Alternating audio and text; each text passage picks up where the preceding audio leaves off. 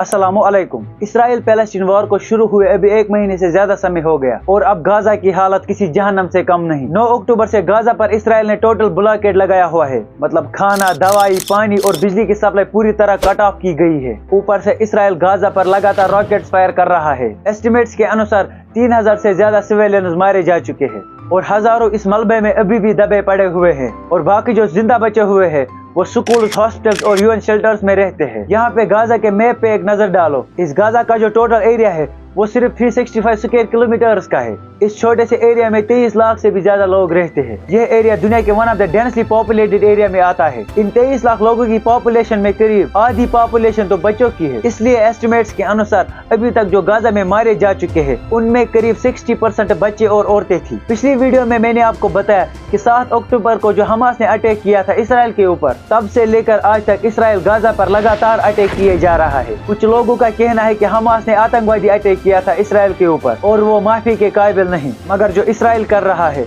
वो भी किसी आतंकवाद से कम नहीं। ये सब तो चल ही रहा था, फिर एक दिन अचानक आसमान से पैम्फलेट्स गिरने लगे जिनमें लिखा होता है कि जितने भी लोग गाजा के नॉर्थ में रहते हैं वो इवैक्यूएट करके गाजा के साउथ में चले जाए। नॉर्दर्न गाजा में करीब 11 लाख लोग रहते हैं। IDF ने सबको वार्निंग दी कि वो इवैक्यूएट करके गाजा के साउथ में चले जाए। WHO ने इसको स्ट्रांगली अपोज किया और कहा कि 22 हॉस्पिटल्स हैं नॉर्दर्न गाजा में जिनमें 2000 से ज्यादा पेशेंट्स है, आखिर वो कैसे इवैक्यूएट कर सकते हैं। इसके बावजूद करीब 6 लाख लोग नॉर्थ से साउथ चले गए और करीब 5 लाख लोग वहीं पे हैं। जो लोग नॉर्थ से साउथ चले गए हैं वो वहाँ पे भी सेफ नहीं है क्योंकि इसराइल ने सेंट्रल गाजा में भी रॉकेट्स फायर किए। Are people that were killed or injured during Israeli strikes in their homes in Deir al-Balah, which is located in southern Gaza. Khan Younis central Gaza में एक शहर का नाम है, वहाँ पे भी इसराइल ने रॉकेट्स फायर किए। इसका मतलब गाजा में कोई भी जगह सेफ नहीं है। इसलिए गाजा के लोगों ने रफा बॉर्डर क्रॉसिंग से इजिप्ट जाने की कोशिश की, मगर इजिप्ट इस बॉर्डर को खोलने के लिए तैयार नहीं है क्योंकि इजिप्ट और बाकी अरब देशों का कहना है कि ये अनएक्सेप्टेबल है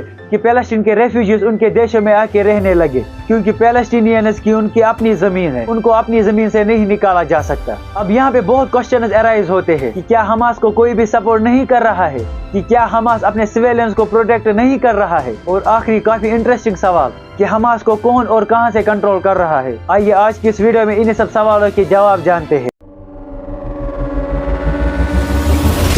पिछली वीडियो के लास्ट में मैंने आपको एक बात बोली थी कि हमास को एक ऑर्गेनाइजेशन सपोर्ट कर रही है जिसका नाम है हिजबुल्लाह। हिजबुल्लाह ऑर्गेनाइजेशन अभी लेबनान में है और वो वहीं से इसराइल पर रॉकेट्स फायर कर रही है। हिजबुल्लाह और इसराइल के बीच में ऑलरेडी एक वार हो चुकी है 2006 में, जो कि करीब 1 महीने तक चली। 16 अक्टूबर को हिजबुल्लाह ने इसराइल पर पहला रॉकेट फायर किया जो कि नॉर्दर्न इसराइल के एक टाउन में गिरा, जिससे ज्यादा नुकसान तो नहीं हुआ, मगर फिर भी इसराइल ने अपने सिविलियंस को ऑर्डर किया कि वो लेबनान के पास के बॉर्डर को छोड़ दे। ये जो हिजबुल्लाह है ये हमास से भी ज्यादा पावरफुल और खतरनाक है। इनके पास लाखों मिसाइल्स और रॉकेट्स हैं जो इसराइल पर कहीं भी हमला कर सकते हैं। हिजबुल्लाह और हमास इन दोनों ऑर्गेनाइजेशन को ईरान सपोर्ट कर रहा है और ईरान ने भी बोला है कि अगर इसराइल गाजा में ग्राउंड इन्वेजन करने की कोशिश करेगा, मतलब अपनी आर्मी को गाजा के अंदर भेजेगा ग्राउंड पर, तो उसको बहुत सारे देशों से इसका रेस्पॉन्स देखने को मिलेगा। मगर अभी तक सवाल वही है कि कैसे हमास 5000 से ज्यादा रॉकेट इकट्ठे कर पाया गाजा के अंदर और कैसे इसराइल को इसके बारे में पता ही नहीं चला। पिछली वीडियो में मैंने आपको ये भी बताया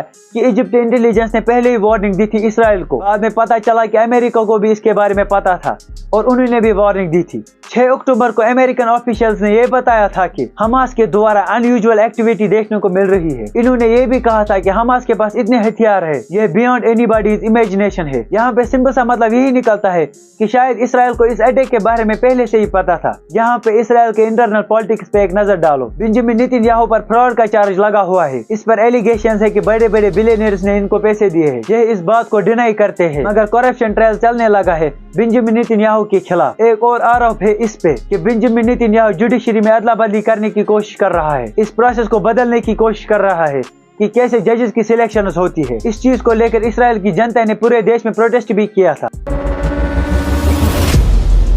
अभी तो सच यही है کہ بنجامن نیتنیاہو چاہتے ہیں کہ وار چلتی رہے، کیونکہ اگر وار ختم ہوئی تو اس کے خلاف انکوائری ہوگی ان سارے آروپوں کو لے کر۔ اور یہ بھی بتایا جاتا ہے کہ پاسٹ میں بنجامن نیتنیاہو نے حماس کو خود سپورٹ کیا تھا، اس نے فلسطین کے پریزیڈنٹ کو اگنور کیا اور حماس سے انڈائریکٹ نیگوشیشنز کرنے کی کوشش کی ایجپٹ کے تھرو۔ یہ چاہتے ہیں کہ غزہ اور ویسٹ بینک میں ہمیشہ درار بنی رہے، کیونکہ اس سے کبھی بھی ایک سیپریٹ فلسطین نہیں بن پائے گا۔ اور 2018 میں تو اسرائیل نے قطر سے آنے والے کروڑوں ڈالرز کے سوٹ کیسز کو خود حماس تک پہنچایا۔ یہ سب میں جو بول رہا ہوں ان سب باتوں کے بارے میں اسرائیل کی زیادہ تر جنتا آلریڈی جانتی ہے۔ اب تو اسرائیل کی جنتا بھی بنجامن نیتنیاہو کے خلاف ہو گئی ہے۔ ایک رپورٹ کے مطابق اب صرف 29% لوگ بنجامن نیتنیاہو کو سپورٹ کرتے ہیں۔ اب تو اسرائیل میں بھی پروٹیسٹ دیکھنے کو ملتے ہیں بنجامن نیتنیاہو کے خلاف، اور ایک جگہ تو اسرائیل کے لوگوں نے اسرائیل کے کیبنٹ منسٹر کے اوپر چلایا ہاسپٹل کے باہر۔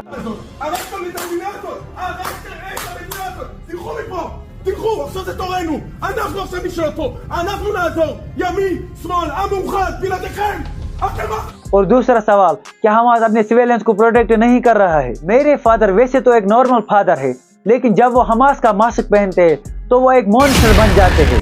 On a personal level, he's a loving father. But when he puts the Hamas mask that he cannot exist without, he's a monster, he's something else. ایک شخص کا کہنا ہے کہ غزہ کے لوگوں کے پاس اپنے بچوں کو دودھ پلانے تک کے پیسے نہیں ہیں، مگر حماس لاکھوں ڈالرز خرچ کر رہا ہے اپنے ٹنلز بنانے میں۔ All the funds that come to Hamas in Gaza, they're invested in building tunnels, and building military wing, rather than bringing milk to the children of Gaza. یہ سب کہنا ہے مصعب حسن یوسف کا۔ مصعب حسن یوسف حماس کے فاؤنڈنگ ممبر حسن یوسف کا بیٹا ہے۔ اس نے حماس کے بارے میں بہت ساری باتیں بتائی ہے، اتنی ساری باتیں کہ اس نے اس کے لیے ایک بک بھی پبلش کی جس کا نام ہے سن آف حماس۔ مصعب نے اس سال دیے ہوئے ایک انٹرویو میں یہ بھی بتایا کہ حماس غزہ کے لوگوں کو ایز ہیومن شیلڈ یوز کرتا ہے۔ And for the civilian casualties, etc., first of all, Hamas is using, and it's very clearly, it's a fact that Hamas use civilians as human shields. It's a fact. Musab کی یہ ساری باتیں تو صحیح بھی لگتی ہے، کیونکہ حماس نے جان بوجھ کے اپنے ٹنلز اور راکٹ لانچرز کو محلوں کے بیچوں بیچ چھپایا ہے۔ یہ آپ اس فوٹیج میں دیکھ ہی سکتے ہو۔ اور 2006 میں ANB کے ایک رپورٹ کے انوسار حماس نے غزہ کے سویلینز کو ایک حماس ٹیررسٹ کے گھر کے چھت کے اوپر جمع کیا، کیونکہ اس ٹیررسٹ کے گھر پر اسرائیل ایئر اسٹرائک کرنے والا تھا، جس کی وارننگ IDF نے پہلے ہی دی تھی، لیکن سویلینز کو اس چھت پر دیکھ کر IDF کو مجبوراً اس مشن کو ابورٹ کرنا پڑا۔ حماس سویلینز کو اسرائیل کے آگے اس لیے کھڑا کرتا ہے کیونکہ اگر اسرائیل نے سویلینز پر حملہ کیا تو اسرائیل پر انٹرنیشنل پریشر کریٹ ہوگا۔ غزہ کے جو میکسیمم لوگ ہیں وہ بلو پاورٹی لائن میں جی رہے ہیں۔ اس کا مین ریزن ہے وار، کیونکہ آلموسٹ ہر سال ہی غزہ میں وائلنس دیکھنے کو ملتا ہے جس کا خمیازہ عام لوگوں کو اٹھانا پڑتا ہے۔ تو رہی بات انٹرنیشنل ڈونیشنز کی، حماس نے ان آرگنائزیشنز میں اپنے لوگوں کو رکھا ہے جو کہ غزہ کے لیے آنے والے ڈونیشنز کو حماس کے لیے ڈائیورٹ کرتے ہیں۔ ہر سال لگ بھگ غزہ کو ترکی، ایران اور قطر سے $2 بلین کا ڈونیشن ملتا ہے۔ اتنا ڈونیشن ملنے کے بعد بھی غزہ کے 80% لوگ غریبی میں جیتے ہیں۔ مطلب بالکل صاف ہے، غزہ کو ملنے والا پیسہ حماس کو مل رہا ہے، جس کا مین سورس ہے tikka, Turkish corporation and coordination agency, جو کہ غزہ، جیروسلم اور ویسٹ بینک کے ڈیولپمنٹ پروجیکٹس کو فنڈ کرتی ہے۔ اس ایجنسی میں چل رہے ایک سکیم کا خلاصہ 2017 میں ہوا، جب ٹکا کا برانچ مینیجر محمد فاروق شعبان مرتضی کو اسرائیل پولیس نے اریسٹ کیا اور بتایا کہ یہ بندہ غزہ کو ملنے والا فارن ایڈز اور ڈونیشنز کو حماس کے لیے ڈائیورٹ کرتا ہے۔ اس انویسٹیگیشنز میں محمد فاروق شعبان مرتضی نے یہ خود ایکسپٹ کیا کہ اس نے $23 ملین کا فارن ایڈ اور ڈونیشن حماس کی طرف ڈائیورٹ کیا۔ اور محمد الحلابی جو کہ ورلڈ ویژن میں کام کرتے تھے، اس نے بھی قریب $36 ملین